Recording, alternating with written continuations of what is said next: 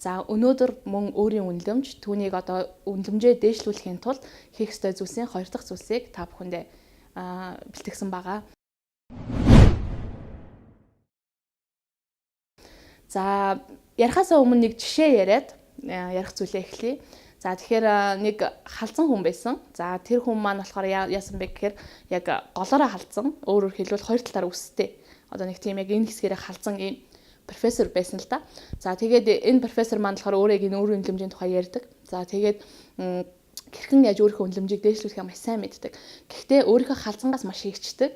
За тэгээд тэр хүн маань яасан гэхээр нэг талынхаа үсийг маш урт ургуулад өөрийнхөө халзан толгойн дээгүүр ингээд тогсон.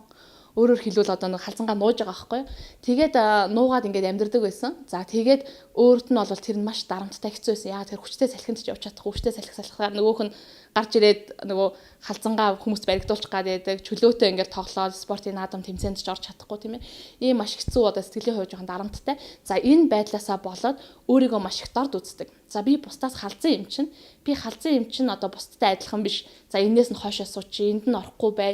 Би энэгээрээ одоо бусдаас доогуур шүү дээ гэдэг ийм мэдрэмжийг авдаг. За үүнээсээ болоод тухайн хүний маань өөрийн үнэлэмж нь нэлээд буусан.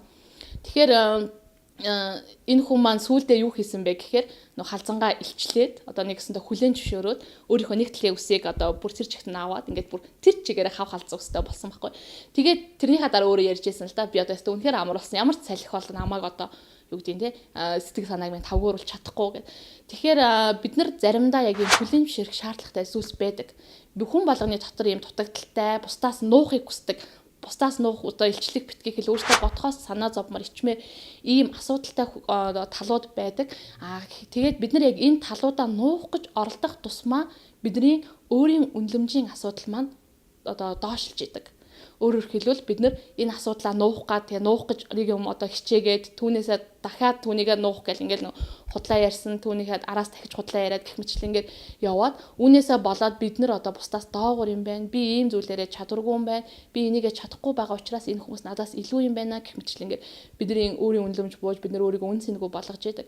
Тэгэхээр танд ч гэсэндээ хэрвээ ийм илчлэх шаардлагатай зүйлс хэн нэгэнд тийм ээ байгаа бол та зөвхөн илчилж тэгвэл таны үнэлэмж дээшлэх болно. Та өөрийгөө илүү их хайрладаг болно. Та илүү өөрийгөө байгаагаар нь хүлээн одоо авч чаддаг болно гэсэн үг. Тэгээд олон зүйл байна л да. Ялангуяа 10 жилийн хүүхдүүд одоо өсвөр насныхын ч юм уу ар гэрийнхаа байдлаас ичиж санаа зовдог ч юм уу тий. Үүнийгээ найзуудаасаа нуух гэж маш их хичээдэг.